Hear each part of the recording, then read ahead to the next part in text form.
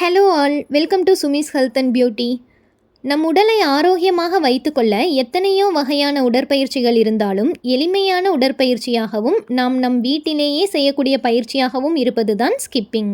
நாம் ஸ்கிப்பிங்கை தொடர்ந்து மேற்கொண்டால் என்ன பலன்கள் உண்டாகும் என்பதை பற்றி இந்த வீடியோவில் பார்க்க போகிறோம். இப்போ தான் நம்ம சேனலை ஃபஸ்ட் டைம் பார்க்குறீங்கன்னா சப்ஸ்கிரைப் பண்ணிவிட்டு பக்கத்தில் இருக்கிற பெல் ஐக்கான் கிளிக் பண்ணி அதில் ஆளுங்கிற ஆப்ஷனும் கொடுத்துக்கோங்க. தினமும் ஸ்கிப்பிங் பயிற்சி செய்வதால் உடல் மற்றும் தண்டுவடம் நேராகி உயரமான தோற்றத்தை கொடுக்கும். தினமும் 10 நிமிடம் ஸ்கிப்பிங் செய்தால் அழகான கவர்ச்சியான உடலமைப்பை பெற உதவும். உடல் எடையை குறைக்க விரும்புவோருக்கு ஸ்கிப்பிங் நல்ல பலனை தரும். 10 நிமிடம் ஸ்கிப்பிங் செய்வது 2 கிலோமீட்டர் ஓடுவதற்கு சமம் என்கின்றனர் உடற்பயிற்சி நிபுணர்கள். தினமும் ஸ்கிப்பிங் செய்வதன் மூலம் உடலில் தேங்கியுள்ள தேவையற்ற கொழுப்பை கரைத்து மெலிதாக மாறலாம். தினமும் காலையில் ஸ்கிப்பிங் செய்வதால் இரத்த ஓட்டம் அதிகரிக்கும்.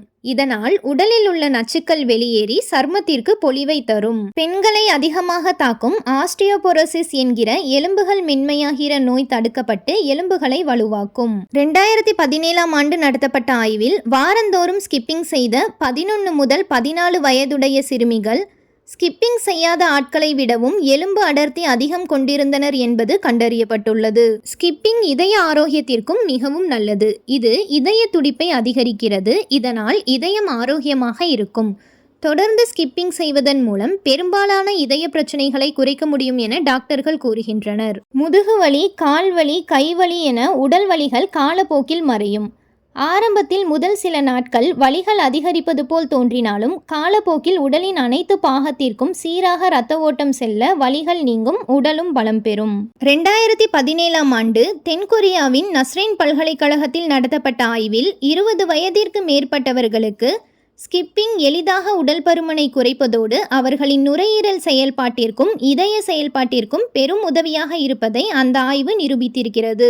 தொப்பை உள்ளவர்கள் ஸ்கிப்பிங் பயிற்சியை தொடர்ந்து செய்து வந்தால் தொப்பை பிரச்சனை படிப்படியாக குறையும். ஸ்கிப்பிங் செய்த பிறகு சுவாசம் வேகமாகிறது. இது நுரையீரலின் திறனை மேம்படுத்துகிறது. சிலருக்கு அன்றாட செய்யும் பணியில் ஈடுபாடில்லாமல் சோம்பேறித்தனத்தோடு செயல்படுவார்கள்.